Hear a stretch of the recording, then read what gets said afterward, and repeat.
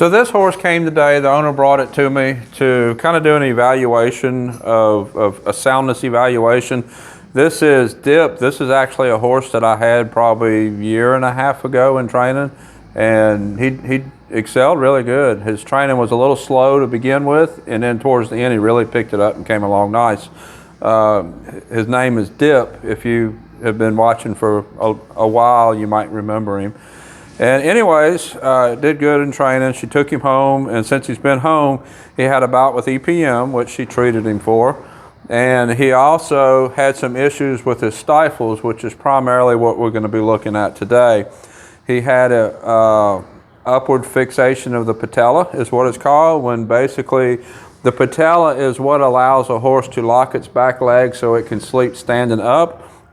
The patella holds in place, and there's 3 tendons that hold the patella in place. And what happens if one of those 3 tendons is looser than the other, the patella will slip out of place. And it'll cause, depending on how it's slipping or what's going on, it'll cause the back leg to lock, but it also impairs the stride of the back leg. And sometimes a horse doesn't stride correctly, even if it's not actually locking up, because of it slipping all the way into lock position.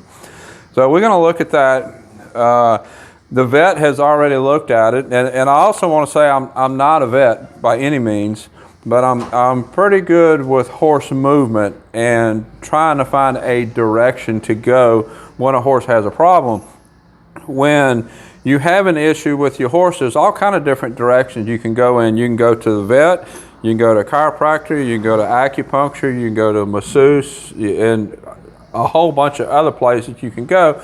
But no matter where you go, that person is going to say, this is the problem. If you go to a vet, it's a vet problem. If you go to a chiropractor, it's a chiropractic problem. You go to a masseuse, it's a massage problem. And it's not that any of them are wrong, because all of the parts are connected. You could have, and just as an example, the patella is right here, and if the patella is sliding out of place, that can be a medical issue because of a defect in there. It also can be a muscle tendon issue that can be built up with exercise, which is normally part of the recovery process, is strengthening those muscles, those tendons that hold the patella in place. So it's good to have a little bit of knowledge of all of it so that you can kind of look at the situation that's going on and try to decide, okay, we need to go this direction with treatment. And that's what she brought the horse for me today to look at, and we're going to see what we can figure out and see what we think. So she has already had a vet inject his stifles. I'm not sure exactly what he injected them with, but I know that has been done. And he has been treated for EPM. We know that has been done.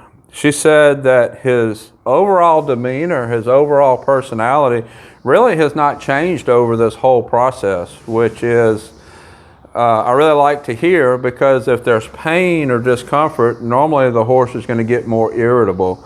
So with his attitude not really changing, that tells me that the horse may have been not necessarily hurting, but maybe just not striding like he needed to be.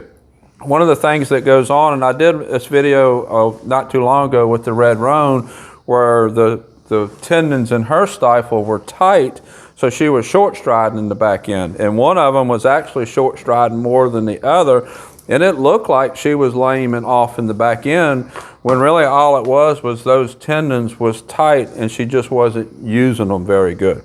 And it's a good possibility that we have something like that going on with him, but we're going to do a few tests and see. So I'm going to get him out of the cross ties. I don't normally do much flexation tests, but we're going to with him, and we're going to see what we see what happens, and go from there. Just kind of talk about what he does and what direction we go in. He does need his feet done. She said her farrier is scheduled to come tomorrow, and she also said that he does clip the back of his front feet with his back feet, so that'll be addressed with the farrier.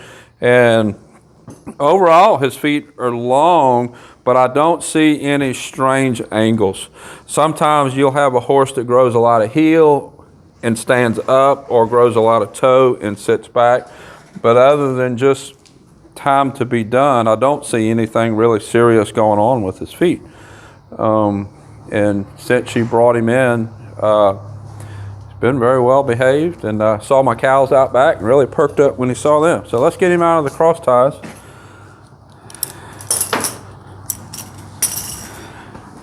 And to start with, if you would, Raven, take him and just walk him down the aisle in the concrete.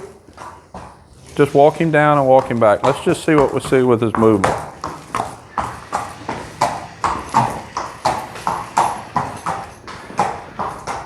He's actually moving pretty nice. He's not paddling.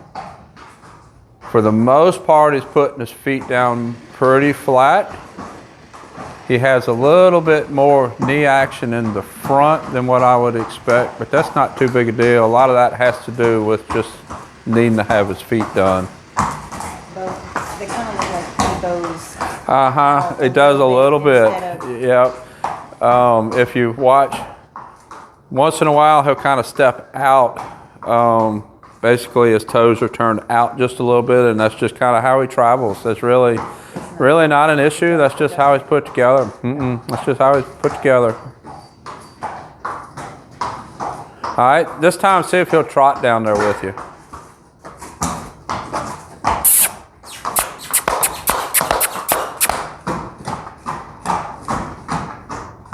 Actually looks pretty good. See if he'll trot back.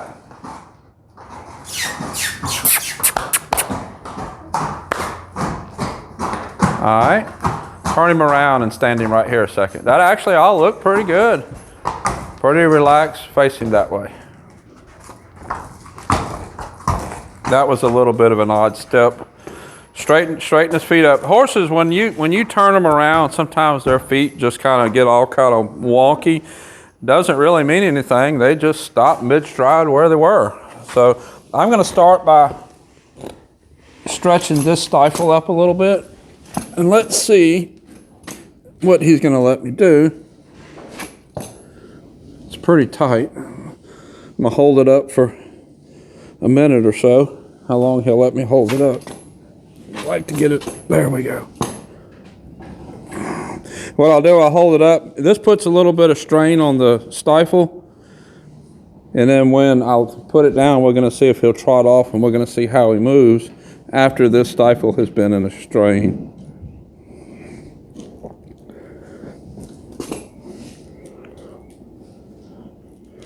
It's actually starting to relax as I hold it up, which is a good sign.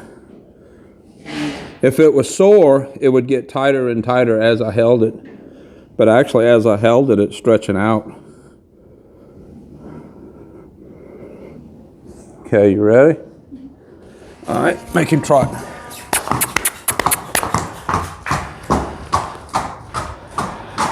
Wasn't too bad. Bring him down. We'll do the other one, see if the other one's any different.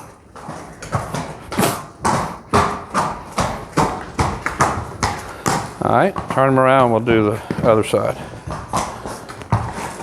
Back him up a little bit. Okay, get him straight so he trots off straight when I let it go. All right.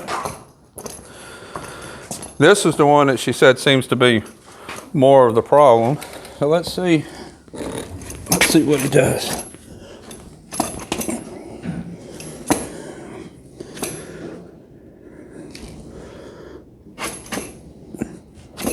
This one is a little tighter than the other one.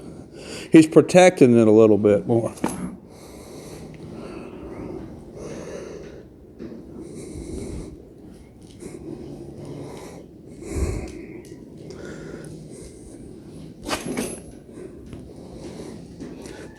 Like I said, the other one was getting softer as I held it. This one is not.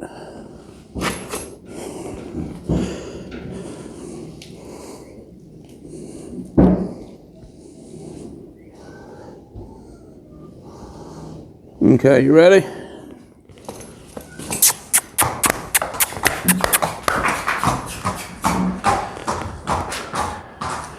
Really moved off pretty good.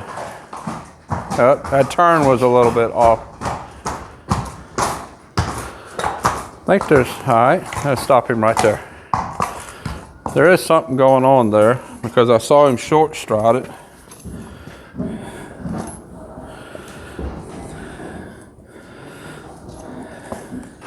Hold your hand there when she walks him forward and see. See if it clicks. And it was popping. All right, walk him forward.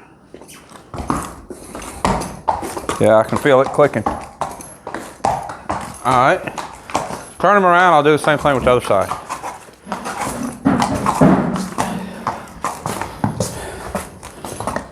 All right. That one's not clicking. Okay. Before the injection, it was both sides. Mm-hmm. That one's, the left side's not clicking, the right side is still clicking. That's gonna get to be over my head as far as what's actually clicking and why. Walking forward again.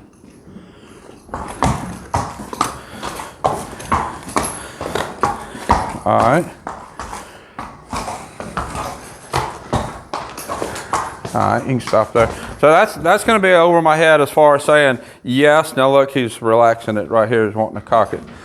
I can't, from my point of view and my experience, say this is the problem. But what I can say is that there is a problem here, and I do believe that it is a problem that a vet needs to take a look at. I suspect that the tendons that hold the patella in place still are not quite like they need to be. So that's the direction that I think you need to go. I would take him to the vet that I like to use is in Madison, but that's up to you. You got any questions? The owner is behind the camera. She don't want to be on the camera. You got any questions for me? Well, can I still ride him? Yes, and that's a good question. When you have this type of problem, when the patella is moving out of place, like the worst thing you can do is not ride the horse. The muscles and the tendons that hold it in place, if you don't ride, they're going to get softer, so it's going to move around more. So the more you ride, and in fact, when you get one blistered or scarred or injected, it's usually 24 to 48 hours of no exercise, stall rest, and then you have to ride every day to strengthen those muscles up. So in his case, the worst thing you could do would be to not ride him. I'd be real careful what you did. Stick mostly on straight lines, up hills. Hills work really good for this. And you might be able to get it fixed just that way, but my thinking is he probably needs a little bit more treatment. Mm-hmm. This is basically, if you remember Trigger, we had exactly the same issue with Trigger and had him treated, and now he's working cows and doing great. This is basically, and actually even the same side, the same stifle. And What was his treatment exactly? Do you know? it wasn't injected and it wasn't blistered. It was something different that vet up there likes to do. Okay. It was a different procedure that he likes to do first. He says it's not as evasive as blistering, and the recovery time is simpler than with blistering. So that's what he did, and it worked. But every horse is different. Their issue is a little bit different, and depending on which tendon is involved, it's going to be a little bit different. So that's what I think's going on with this horse, and we'll do a follow-up video later and let you know how he's doing. I'll see if I can find the videos when I had him before. He was a nice riding horse, and I think he still will be. Until next time, thank you for watching.